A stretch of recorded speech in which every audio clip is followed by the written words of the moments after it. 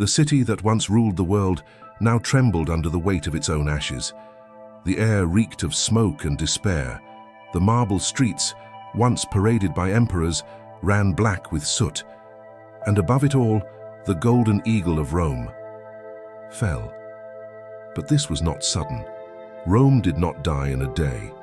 It rotted, piece by piece, heart by heart, until the empire that had stretched from the deserts of Africa to the snows of Britannia became a carcass too heavy to carry.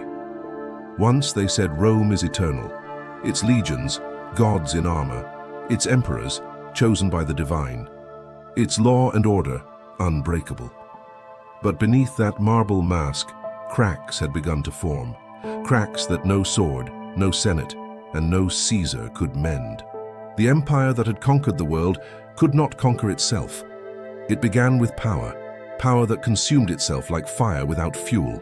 One emperor after another rose and fell, not by age or time, but by blade and betrayal. In just 50 years, more than 20 emperors wore the purple cloak, each claiming Rome, each killing to keep it. Blood stained the marble steps of the Senate so often. It was said even the stones learned to whisper lies. The legions no longer fought for Rome. They fought for whoever paid them more. And when the treasury emptied, the loyalty of Rome's armies went with it. The empire grew sick with its own victories. It had stretched too far, too fast, from the sands of Egypt to the forests of Germania. Its borders were endless, its enemies everywhere. And beyond those borders, the barbarians waited, not as one, but many. Franks, Vandals, Goths, Huns, each with their own hunger, each watching as Rome began to crumble. To them, Rome was not a god, it was prey. But Rome's greatest enemy was not the barbarians, it was Rome itself. The people grew lazy, softened by comfort and gold. The senators fattened themselves with corruption, whispering poison into every deal. The poor, once proud citizens of the Republic, became beggars in their own empire. And the emperors? They drowned in decadence. Feasts replaced duty, pleasure replaced virtue. And while Rome drank and danced, its enemies gathered like wolves in the dark. The old gods were fading. The temples stood empty, their fires dying slow deaths. Christianity had taken root, not in marble halls but in catacombs, in shadows. The empire divided, not by swords but by faith, east against west, old against new, Rome against itself. And when Constantine moved the capital east to Byzantium, the heart of the empire began to hollow. The eternal city was no longer eternal. Still, Rome endured, because empires never believe they can fall. Even as famine struck, even as plague spread, even as barbarian hordes gathered at their gates, Rome believed its name alone was enough to keep the world at bay. But names do not stop arrows, nor fire, nor time. Then came the storm. The year was 410 AD. Alaric, king of the Visigoths, once allies of Rome, now its executioners, stood before the city walls. For centuries, Rome had been untouchable. Armies came and armies died, but never had an enemy breached its gates. Never, until now. Inside the walls, panic spread. The senators pleaded, the priests prayed, the people wept, but the gods were silent. For 6 days, Rome starved. Its granaries were empty, its soldiers too few, the mighty empire reduced to begging. And so the gates opened. When Alaric's men poured into the city, the sound was not of war, but of breaking history. Temples burned, statues fell. The Colosseum, where emperors once entertained with blood, now filled with screams of a different kind. Women clutched their children as soldiers tore through the streets. Gold was ripped from altars, and bodies from their homes. The fire spread, swallowing everything, even the night sky. The eternal city burned like a dying star. And for the first time in 800 years, Rome had fallen. But the strangest thing was not the destruction, it was the silence that followed. No trumpet, no cry of victory, just the slow crackle of flame and the weeping of those who once called themselves immortal. Some said it was the wrath of the old gods, vengeance for being forgotten. Others said it was fate, the circle of history closing at last. But to the people who watched their world die, it did not matter why. Rome was gone, and the world would never be the same. Yet even in ruin, Rome refused to die completely. From the ashes rose whispers of rebuilding, of rebirth. The empire's shadow still stretched far in language, in lore, in memory. But the glory, the empire of marble and might, that Rome was dead. And though men would wear its name for centuries after, they were only ghosts walking in its dust. Still, beyond the flames, beyond the ruins, the story was not yet finished, because empires do not fall once. They die again and again, in greed, in war, in pride. Every civilization that calls itself eternal forgets the same lesson, that nothing built by man is forever, that the fire that gives light can also burn the world to ashes. When the fires died, the silence that followed was worse than the flames. Rome, once the heartbeat of the world, now lay in ruin. Smoke still drifted through its broken arches, curling like the ghosts of senators and soldiers who would never return. The marble statues that once glowed under the sun stood cracked, headless, blackened. The Tiber ran thick with ash. And for the first time in centuries, no emperor's voice echoed through the forum. The empire that had ruled the known world was now a corpse. But corpses do not stay buried quietly. At first, the Romans could not believe it. They whispered, "This is only a wound. Rome cannot die." They tried to sweep the ashes, rebuild the walls, light the temples again. But you cannot rebuild an idea once it's lost its faith. Because Rome had been more than stone.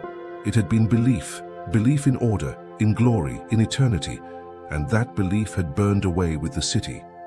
Orosius, a Roman priest, wrote, "The world has grown old," and it had. The empire's veins were empty, its legions scattered, its provinces already carving themselves into kingdoms. In the east, Constantinople stood tall, shimmering like a new sun. But it was not Rome. It was a shadow that pretended to be light. And in the west, the wolves came back. The Goths did not stay forever. They took what they wanted, gold, slaves, pride, and left. But what they left behind was far worse than conquest. They left emptiness. Trade died. Roads cracked. The libraries, once the pride of scholars, were looted or burned. Scrolls of knowledge, entire worlds of thought, turned to ash in a single night. A darkness spread across Europe, slow, cold, and absolute. Historians would call it the Dark Ages. But for those who lived it, it was not history, it was hunger. In the countryside, the old villas became fortresses. Men no longer trusted empires or emperors, only walls and swords. Peasants turned to local lords for protection. And so, without knowing it, the seeds of feudalism were sown in the ashes of Rome. Where once stood senators and philosophers, now stood warlords. Where once echoed Latin verse, now echoed the clang of iron and the cries of the starving.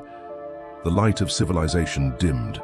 And yet, even as the darkness grew, a new faith began to rise from the ruins. Christianity, once hunted, once whispered in shadows, now stood unchallenged. The cross replaced the eagle. The church became the new Rome. Where emperors once commanded with armies, bishops ruled with words. They built not arenas but cathedrals, monuments not to power but to heaven. But even faith has its politics. And soon the church would find itself playing the same deadly games that had destroyed the empire before it. Power had not died, it had merely changed its face. Far from the burning city, tribes moved through the forests and mountains, carving kingdoms out of chaos. The Franks in Gaul, the Visigoths in Spain, the Ostrogoths in Italy, and across the Rhine, new warlords dreamed of crowns. One day a man named Charlemagne would rise among them, calling himself Emperor of the Romans. But the Rome he claimed no longer existed. It was an echo, a memory, a name that refused to die. In time, even the ruins of the eternal city became a quarry. The people of medieval Rome tore marble from the fallen temples to build churches and homes. The glory of Jupiter became the foundation of St. Peter. The stones of empire turned into prayers of faith, and as the centuries passed, vines crept over the broken arches. The Colosseum, once filled with cheers and blood, became home to birds and silence. Rome was gone, but not forgotten. Because empires do not truly die. They linger, in language, in law, in the bones of the world. Every road built by Roman hands still led somewhere.